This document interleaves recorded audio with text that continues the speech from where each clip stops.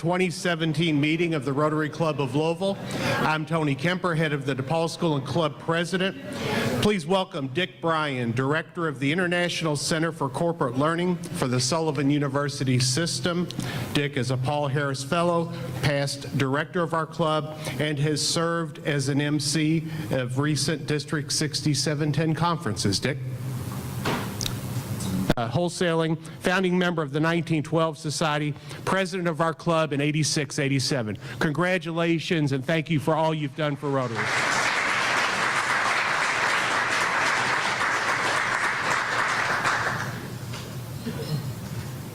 Thank you, ma'am. Thank you, sir.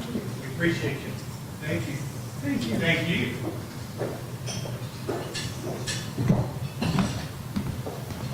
It's always nice to get those packages in the mail. It means something very significant has arrived from the Rotary Foundation. And now, Cole. Mark is Wealth Management Advisor for Northwestern Mutual, a member of our Speakers Committee, and a Paul Harris Fellow. We're looking forward to today's presentation. Thank you, Mark. Good afternoon, everyone. I am pretty excited to introduce my personal friend, Chef Dave Danielson, who's the executive chef at Churchill Downs and one of the most fun people to drink bourbon with you'll ever meet. He has a master's degree in it. He went to a very, very, very super fancy French culinary school, which he will pronounce properly and I will not, so for fear of embarrassing myself, suffice it to say it was one heck of a place. I'll let him say it. He came back to Chicago, and any native Chicagoans here? Anybody? Anybody ever get to dine at Charlie Trotter's or Chez Paul before they closed it down? That's where he got the party started, so you can tell he's got some pretty incredible roots as far as where his start happened. He then probably went on something that looks a little bit like a rock star's life. Vegas, New York City, the Caribbean, back to New York City to become the executive chef at Rockefeller Center, and then at the United Nations. 7 years ago, he joined Levy Restaurants, who contracts with Churchill Downs. And just to put this in perspective, they'll be serving 8,500 guests, sit-down guests, for Thanksgiving. And throughout the course of the year, not Derby Week, he supervises a staff of 100 members. And during Derby Week, that swells all the way up into the low 900s. He's been able to go and cook at 4 separate Olympics. Personally, he's married to Laura. They have 2 children, Eric and Lee. And in April, him and our good buddy Tim Laird are putting out a wonderful cookbook called the Bourbon Country Cookbook. So without further ado, here is my friend, Chef Dave Danielson.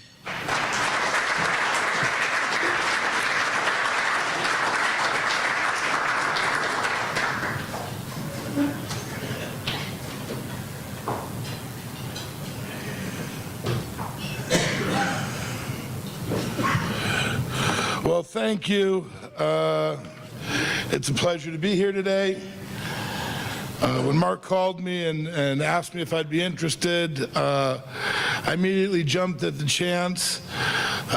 Anytime I get a chance to talk about Derby and talk about just kind of the magic that's happened in my life since I moved here 7 years ago, and the amazing kind of event it is, the amazing group of people we work with, and give everybody, you know, most people, especially from here, everybody's kind of seen the show, but nobody gets to look behind the curtains and really see how we operate, why we operate, and kind of what happens when we put this Derby together. So I'm going to talk a little bit about that, talk a little bit about kind of how we got to where we were at. 7 years ago, when I moved here from Chicago, the mission statement that was given to me was very, very simple. Make Kentucky Derby the most prestigious sporting event in the world. And anybody who's been around, especially the last several years, and seen the growth, the amount of construction projects, anyone who's been there this fall meet will know that the front of the track looks a little bit different. Currently we have 2 $30+ million projects happening. We're ripping out the front of the track right now to build a whole new parking and guest experience when they come in, as well as we're adding 36 new suites to the jockey clubs. We've done about $200 million plus worth of renovations and additions in the last 5 years. It started off 5 years ago. We built the mansion on the 6th floor, a very, very small really high-end VIP experience. After that, we built the Garden Terrace on the Central Avenue side. After that, we built Winner's Circle suites. Each Derby horse owner has their own private suite now. 2 years ago, we redid the Turf Club and the Stakes Room on the 4th floor, and then last year, really, one of the projects I'm most proud of is we really did the whole second floor, opened all that up, all of our new concessions areas, and it really shows kind of the commitment from top to bottom, where somebody who is coming in with a small group and entertaining and spending top dollar to the average guest who wants to come in and get a general admission ticket can walk in, and how we have tried to change that experience from everybody top to bottom. One of the things we look at is I talk to my crew, it's not hard to do what nobody's doing, but it's hard to do what everybody else is doing better. And so when we looked at when I got here, how we were going to make the food service better, how we were going to make the Derby experience better, it was amazing. After 140 years of this event, there was really no data. We hadn't compiled anything. We didn't have a lot of information about our guests, about what they wanted, about what their expectations were. So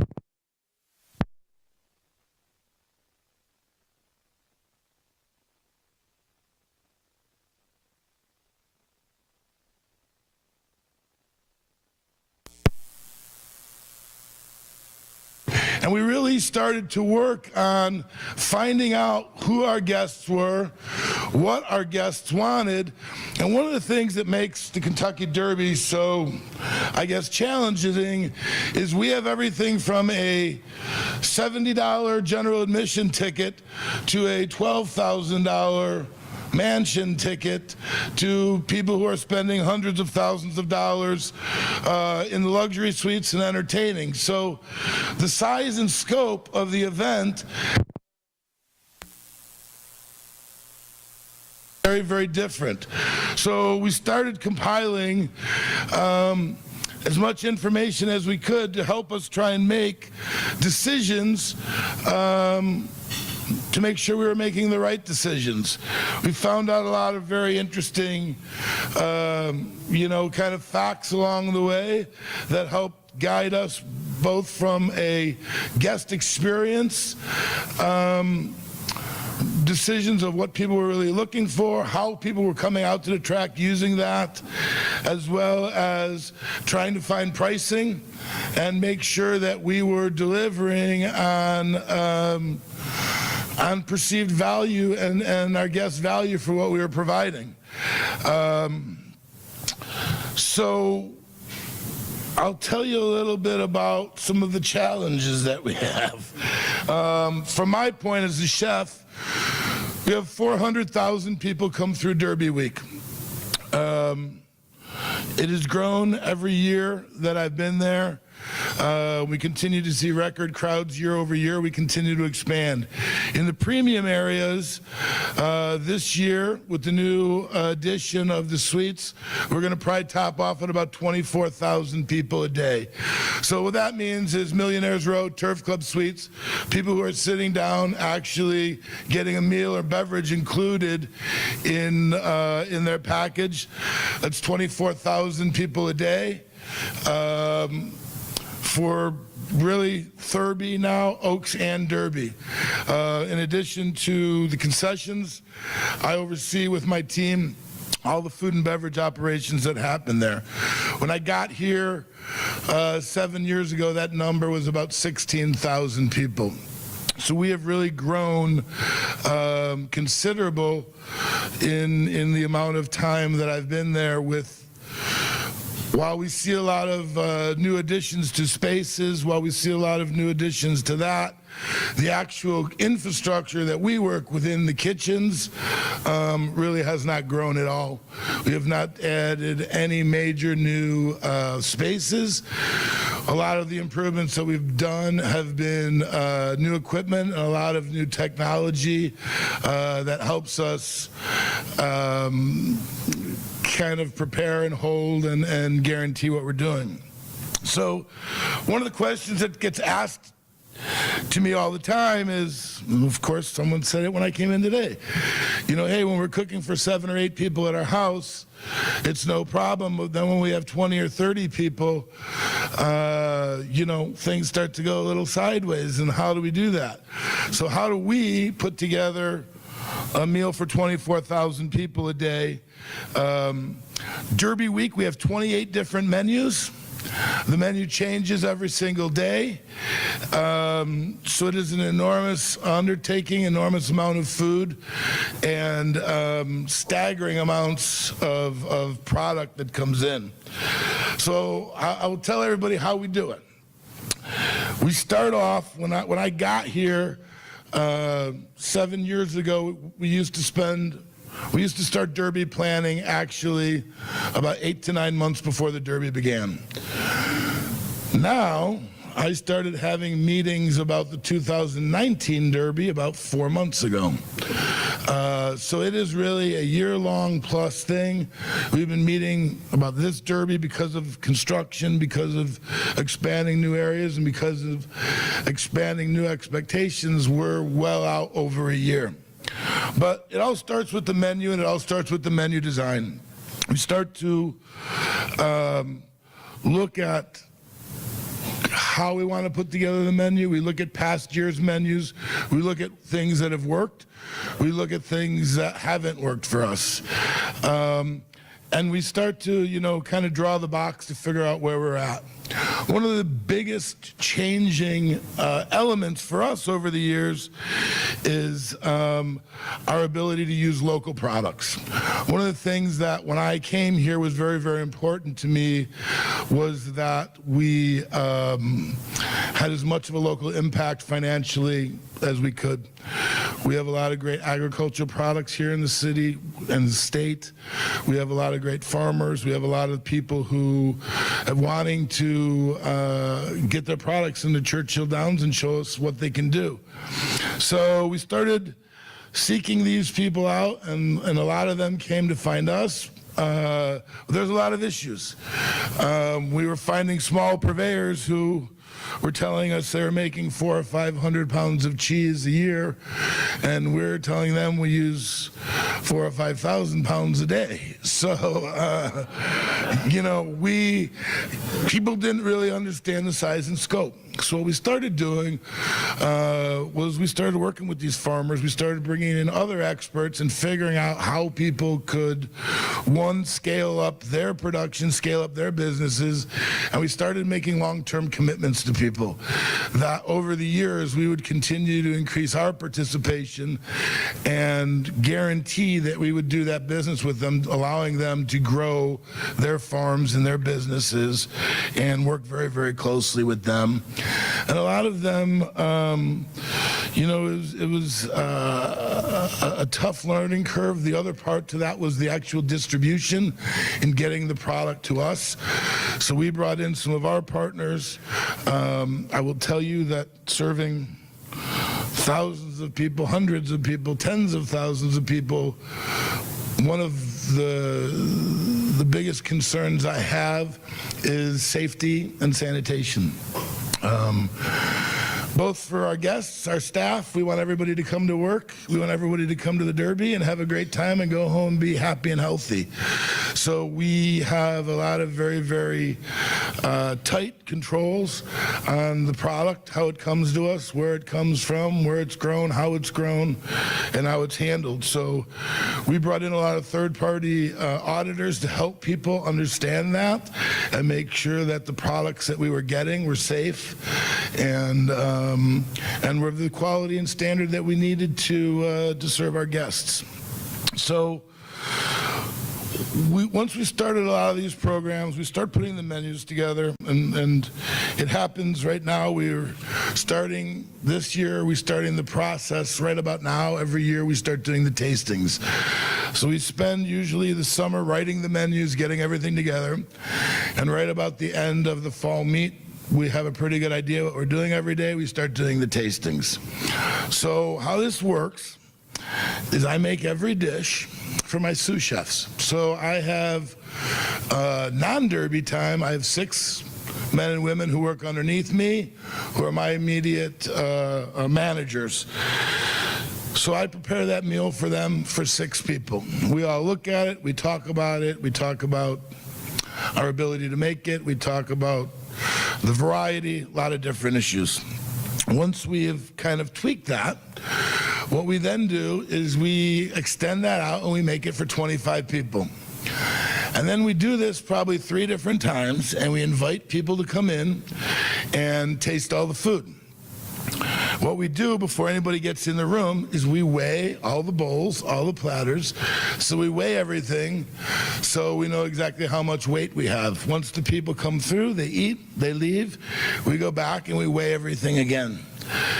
It's like that. After 3 different times, we get a real usage of what we think somebody's going to eat, because it's amazing how many dishes we'll make and think, everyone's going to eat, A, B, and C, and all of a sudden we put something that a cauliflower salad or this or that out there, and we're surprised very often about how many people eat certain things or go back for certain things. So we do that on a very small scale, and then we say, okay, now we break that menu down and we look and say, on an average, people are eating this many ounces of this many of this many of this. And then we break out a trusty Excel spreadsheet and times it times, 25,000. And so the one thing, we always learn every year, no matter how many times you do, that there's always some very interesting lessons, especially when it comes to cooking and extending out recipes. I learned a long time ago, things like cayenne pepper, chili flakes, hot sauce do not completely extend out the same as everything else. When I was very young, I actually did a banquet for somebody, and they wanted a blackened dish. It was a Cajun theme, and so they came for several tastings, and we took the fish and we dredged it in the seasoning and we served it to them, and they said, we want some more spice, can you make it a little spicier? So we kept adding to it. Finally we hit it, and they said, this is perfect, we love it just like this.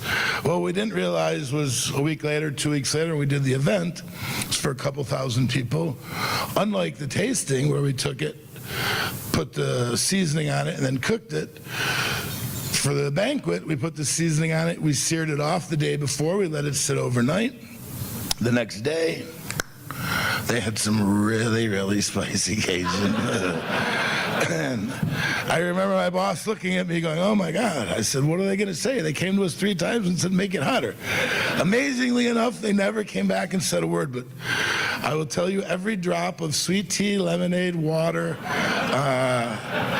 it was hilarious, because one of the things on the table was a can of Coke that was for some promotion, and they were warm, and people were opening the warm cans of Coke. So, yes, I have a folder on my desktop that says, what have we learned?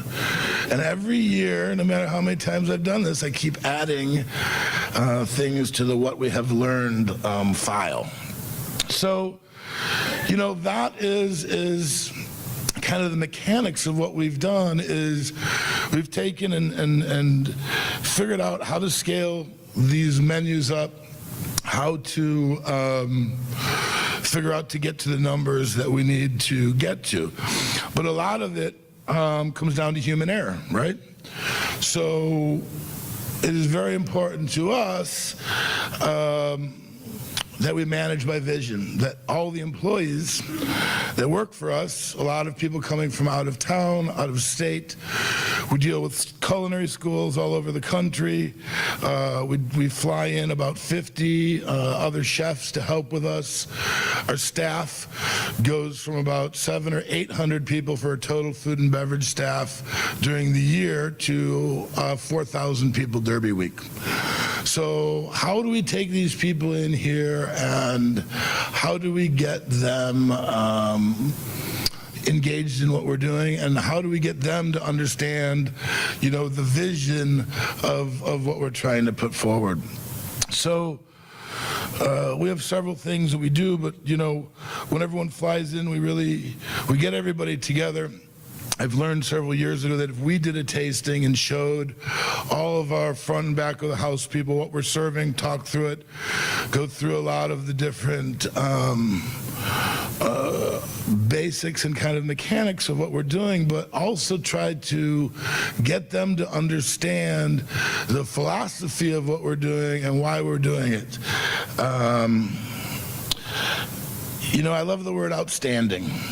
Outstanding, it really means to stand out from everybody else, to make a difference, to do something very different than anybody else is doing. And everybody can be outstanding as long as we have their commitment, as long as they work hard, as long as they understand what we're doing. We have the ability to take all of our employees and make them outstanding. One of the great things about the Derby, which we deal with a lot in non-Derby times, is managing the energy and managing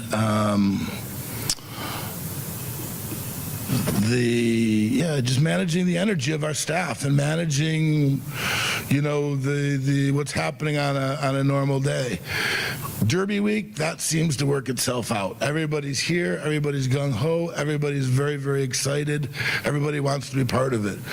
We find ourselves spending a lot more time managing people's emotions because it is stressful, because it is such a huge event, because it is tiring, that we spend a lot of time working with our staff and working with our people to have a greater understanding of that. Some of the other things that we learn is when we put too many ingredients in something, things go crazy. So I found out very early, if I put more than 5 ingredients in a salad, we were going to have problems. I would walk around, I remember, probably my first or second Derby, I walked around, we have 92 different buffets or chef tables throughout the property on Derby Day. I visit every single one, and I walk around every morning, and I look at the food, and I look at what we're doing. I can remember certain salads. I walk in, and I think I saw 92 versions of a salad. Even though we take pictures of it, we make a book, we give everybody the book, this is what it looks like. But someone would take the cherries and sprinkle them on the top, someone would toss them in the middle, someone would put them around the side, someone would put a half a cup, someone would put 2 cups. So I just remember going, oh my gosh, none of these look the same. So I went to an outside vendor and I said, look, here's what I want to do. I want to put these salads together. Somebody who cuts and handles produce, and I design a salad, I bring it to them, and what happens is 2 days before the Derby, they take the salad, they take the ingredients, they measure every ingredient, they put them in bags, they seal them, and those bags get put in a box, and they put another bag in there. They get brought into us and distributed, and they go to their areas. All the people have to do then is they open the box, they take the bag out, they take all the ingredients out, they put the bag back in, they open everything in, they put it in, they shake it, and voila, we have 92 perfect salads. It seems like such a simple thing, but it's really not. And it's a lot of what happens in the culinary field and in hospitality is the first thing you hear from people is passion. Why did you want to be a chef? I'm very passionate, I love food, this is my passion. And that's great. I I was passionate too, right? And I'm not saying I'm not, but what you realize is in spring, I see the strawberries, I see asparagus, I see all these amazing things. The same in fall. I find things food-wise during the seasons that I'm very passionate about too, that I love it. And I say, my gosh, this is coming in season. But the 12,000th time you've served that, the passion's gone. So it's about discipline. And it's about discipline. It's about people understanding that they needed to come in every day and be dedicated to doing that work and to paying attention and to making every guest, every dish exceed that expectation and be correct. So we've taken some of those things out of the equation and we've figured out how to kind of manage that and how to manage that for people and manage that part of the experience. One of the interesting things that happens to us every year is, again, we continue to grow. So no derby is ever like the last derby. We continue to add thousands and thousands of seats. Also, our demographic continues to change. And just the market that we live in continues to change. If you were to go to a sporting event 5, 6, 10 years ago, you would walk up, you would stand in line, you would wait for your hot dog, your beer, your soda, whatever you're doing, and the line's could be 10 minutes, it could be 20 minutes, you turn around and go back to your seat. Well, now people download their Starbucks app on their phone, they have their credit card built into there, they plug it in, they reel into Starbucks, walk in, grab their coffee and walk out. The transaction time is 20 seconds. So for us to think that someone's going to come to our venue and stand in line for 20 minutes to wait for that product is really unrealistic. So we have constantly looked at new technology, new ways to service our people, both. You know, the parking is a great example. You come to the Derby, you're there all day, you get in your car and you wait 2.5 hours to get out to get to the highway. People aren't having that. So it's one of the reasons that we continue to do that. And I'll tell you, as a chef, it makes me happy because I have been there before when people have trouble getting in. So when people wait an hour to get in to get to their seats and they're already not happy, for some magical reason, the food doesn't quite taste as good. And, so it's reality, I mean, the experience top to bottom from when you leave, get in your car in your home or your hotel to when you get back, we try and look at how do we manage that experience kind of top to bottom and figure out how do we continue to make that better. Just to give you an idea of some of the numbers that we're talking about, on Derby Day, we go through about 6,000 pounds of New York strip, about 4,000 pounds of turkey, 7,000 pounds of potatoes for mashed potatoes. It is literally tons and tons and tons of food. Once we put the menus together, we start building production sheets. It does when we're prepping every single item and when all those items are coming to us. From that, we basically draw schematics of every delivery truck and how those trucks need to be loaded, because if I need 300 gallons of vinegar and you have to unload 36,000 chicken breasts to get to that vinegar, my loading dock becomes a bottleneck. So, see that? Now if I can turn this thing off, we'll be in good shape. All right, so, efficiency right there. There's the other lesson. We manage time, or time will manage you. Everything we do is about time, and is about efficiency, and is about doing that. So every product that comes in, we build the efficiencies in. We know where it's coming. We know what piece of equipment it's going in front of. We know how we're prepping it. And we run a lot of tests to try and figure out how we're going to do that and how we're going to put that out. My time is coming down, so I'm going to open it up for questions here in a minute. But I will tell you one thing I want to leave everybody with. I'm going to help everybody in this room who's ever gotten a phone call from somebody who lives outside of Louisville, Kentucky, because apparently everybody thinks we all have access to Derby tickets. And me especially. You cannot imagine the amount of people who decide to call me 3 weeks before the Derby and say, hey, guess what? We're thinking about coming down. Can you get us some seats? So somebody taught me this several years ago, and now I do it every year. When the pricing comes out on the Churchill Downs website, it lists every room, and it lists how much a seat is. So when I see that come out, I take my phone, I take a picture of it, and it has $2,700, Millionaires Row, X this. I put that on my Facebook, and I tell all my friends, Derby tickets are available, here's the pricing, just let me know where you would like to see, and I will try and get you tickets in those areas. I also tell people that we have a deal on hotels. They're not the Galt House or 21C or any of the gorgeous hotels downtown, but we're a little bit out east. It's still a nice hotel. It's a 3-night minimum, and I could probably get you a room for about $900 for the 3 days. The amount of phone calls I've gotten in the last several years has dropped off dramatically. And I want to leave everybody a little tip and try and help everybody out who gets that call. But thank you for having me today.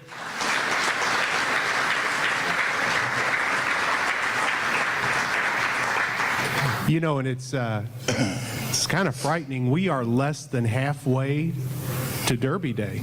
You know, when you look at where we are in November right now. It is time for questions. Chef, I have a couple. You mentioned seasonal items. When we go to our farmers markets this weekend, what's something we really need to purchase and either prepare or learn to prepare? Then the second question would be, I'll be hosting the family for our annual holiday dinner. What's something unconventional that you would recommend that we add to what is a rather traditional holiday menu? So, two things. You know, something that we spend a lot more time with and we cook, which I think is was popular many years ago, has kind of fallen by the wayside, but you're starting to see it come back a lot, is different greens, be it collard greens or turnip greens or mustard greens. It's something that cooked properly are delicious. It's something that we're doing more and more of. We have a creamed collard green. We prepare it just like you would do a creamed spinach. We serve it with a buttered breadcrumb. We buy panko, which are Japanese breadcrumbs. We heat up a pan with some butter, start browning it. I throw the breadcrumbs in. We stir it till they get nice and golden brown. And then we just finish it with that. So greens are something that we do a lot with. I think they're greatly underappreciated, but they're very tasty, and they're pretty good for you. The other thing, I think, you know, something a little bit different, there's a lot of people doing things with grains. One of the grains we use a lot is called farro. And farro is a really hearty, very nice grain. I actually take it and we do a collard green dish where we toss in farro. But it can be cooked and made into salads, like you would make a traditional rice salad with butternut squash and with dried apricots or cranberries. It makes something great like that. You can cook it like a risotto style, where you finish it with stock and cheese. So if you want to try something different, farro is an excellent, something different. You can find it in most grocery stores now. Thank you. Yes, questions. Ken? Hi, Dave. Thank you for your presentation. Is this on? No. Thank you for your presentation. No problem. Is that on? Okay. No? Yes? No? I can hear you, though. All right. So I really don't have a question. I just want to show off this jacket. I love it, man. You know what? Hey. I've got two questions.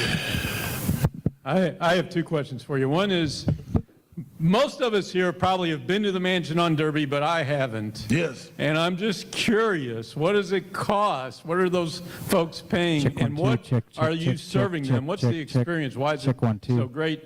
And then my second question is, you can help me. I'm not going to ask you for Derby tickets, but Derby week, Rotary comes to the track, we're going to make it, we want to make it really special this year. We're going to come out on Tuesday, and we can talk about this afterwards. Yep.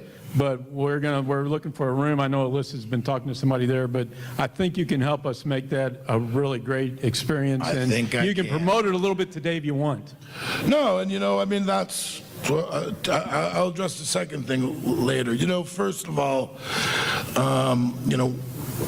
not only coming out here and talking about Derby, I love that, but a large part of it is being involved in the community and getting to know the people in the community and helping provide services and great experiences. So I'm always working with groups. I would love to have your group out. Anything I can do to help that, to look at special menus or different things or make your event coming out to the track special, that's what we're here to do, and I would love to do that. Second, what makes the mansion special?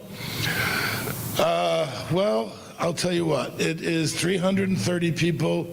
The base menu, and the base menu that we serve, we write one menu for the day, kind of, and then that menu goes into variations depending on the size, the scope, the amount of money we add on. There's also an additional chef. The mansion, we bring in a outside celebrity chef every year who has 2 demo kitchens in the mansion that make specialized dishes. There's concierge service up there.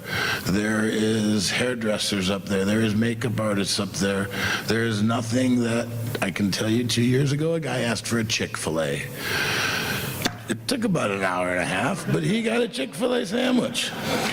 And I'll tell you, one of the amazing things about it is watching a small group of people, we learned a lot of different trends. Like at 3 o'clock in the afternoon, people don't want to go back through the buffet. They want snacks. They want sweet stuff. They want savory. They want popcorns, caramel corns.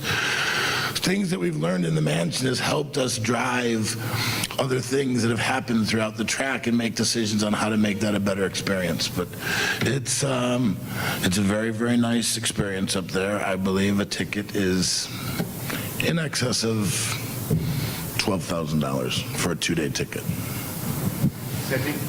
Hi. Yes. I'm Sydney. Dave. Dave. I really enjoy, I go to the Wednesday reporter typically, and there is a brownie that you will have. Salted caramel pretzel crusted brownie. That's what it is. See how that works? So every year, there's somebody's event, you just brownie. And then also, if you're a cheap seat, it's tough to get it out of Coke. So, Note taken. So I will make sure we have plenty of salted caramel pretzel crusted brownies on the Tuesday Rotary event at Churchill Downs in the spring meet. And it's something we found a couple years ago. We put it out there. People go crazy for this. To me, I'm not a huge sweet eater, but when I tasted this thing, I was like, all right, now there is a good brownie. We're putting that on the menu. And to get your Diet Coke, you can download the new app coming out, and we will be being able to go and pick up food or get things easier without having to stand in line. It's part of the new technology that we're using. It's called Fast Track. It's on the 2nd floor. We're implementing it throughout the track.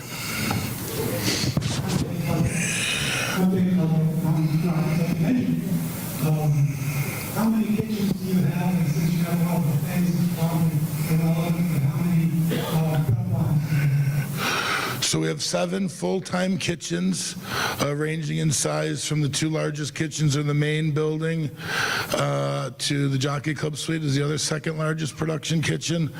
And there are kitchens going up every floor, different sizes. Turf Club is very large. Things like the Sky Terraces, some of the outlying areas have smaller kitchens. The food gets prepared in the main kitchen and distributed out. We build 6 temporary kitchens for Derby Week, both on the infield and some of the different areas to help augment and fire some of the food, as well as we bring in about 15 refrigerated or freezer semi-trucks to help us store all the food. Penny and Leland.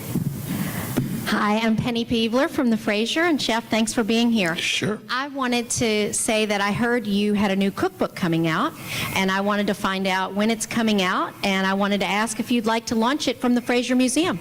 That may be a possibility. So a cookbook has always been something I've wanted to do. I've been thinking about this for many, many years. As I started writing and doing a lot of the Derby stuff and just working with a lot of farmers, it really kind of inspired me to do that here. Tim Laird, Chief Entertaining Officer for Brown-Forman, is a great friend of mine. And about a year ago, we decided to collaborate on a bourbon country cookbook and really focus on not only the bourbon, but the food of the region. And it's everything from Benedictine to pimento cheeses and hot browns to some things, it goes from one end to the other of appetizers and grains and grits and everything. So the book will be out the beginning of April, right before Derby. So we planned that perfectly. But yes, it's going to be called Bourbon Country Cookbook. It's New Southern Entertaining, and I would love to have a conversation with you about that. Chef, thanks for being here. This has been so much fun. Leland Woodmansey. Our adventures with our sound system today, despite immaculate preparation, reminded me of something. Have you ever had a power failure? I have. I've had all kinds of. I will tell you, I've never had a power. Yes, that's not true. We had a very brief power failure one year at Derby, but very, very momentarily. It wasn't a bigger problem for us. I have done 4 Olympics. So I did. I started in Beijing in 2008. I was in Sochi, and I was in Rio and Vancouver. Every Olympics that I've been to has had a power outage, collapsed buildings, every other kind of thing you can imagine. One of the great things about what we do have here is we have infrastructure. So we spend a lot of time working with that infrastructure, trying to back that infrastructure up and make sure we have everything. We have huge generators. The bigger issues for us, elevators going down, very big problem. Essentially what happens is the food can only go up and down. We get everything staged in the morning, and it can go from floor to floor, but we can't go left to right, because to get from, say, the clubhouse to the jockey club, pushing a cart is about an hour. Takes you about an hour to get through the crowd. So it's not really what we do. So when we have outages on things like the elevators, it's a huge problem. But another crazy thing is like this: we come to rely on our phones for communication. There's no space. Derby Day here, Churchill Downs is pulling more data than any place in the world. So 140,000 people on their phones trying to bet. 3 years ago, 5% of the handle was done electronically. Last year, 50%. So you have people on their phones betting, doing everything else. What happens is the towers can't support it. So your phone goes into search mode, try and find a tower. Your fully charged phone lasts about an hour and a half on Derby Day. So when you're working a 20-hour day, we're carrying a lot of backup batteries and stuff around. So there is all kinds of infrastructure challenges that we do on every day, some of them from very simple to a little bit more complex. But thank you again, and thank you for having me, and hope to see you all at Churchill Downs. Thank you, Chef. We still have 30 seconds, so I have to ask 30 seconds. Final question. Yep. What is the indispensable cookbook that we can purchase, other than yours, but for this holiday season? What's one that's a go-to in your house, or one that we can give to a friend that we know loves to cook? That is a very good question. I'm a cookbook collector, and so the new cookbook, to me, there's a great cookbook. I don't even know the author's name right off the top of my head, but the name of the book is Dinner, and it's a compilation of all different dinners and recipes by someone who was a longtime contributor to New York Times, and it's a very, very... Marcia Clark. Marcia Clark, that's the book. You want to buy an amazing cookbook? That is a great cookbook. I'm always looking through books. We're always looking through for inspiration and presentations, combinations of flavors and different type of things. Because, again, one of the unique things that we have at Derby is trying to really highlight local flavor, showcase products from the region, but we have to still have a very, very wide variety with a lot of dietary needs and health needs, and we want to make sure that we continue to change it year over year so that when people who are coming, such as the locals, are getting a new experience and are getting an elevated experience year over year and continuing to see kind of that improvement. So again, thank you all, and I hope to see you all at Churchill. Thank you, Chef. Marvelous presentation.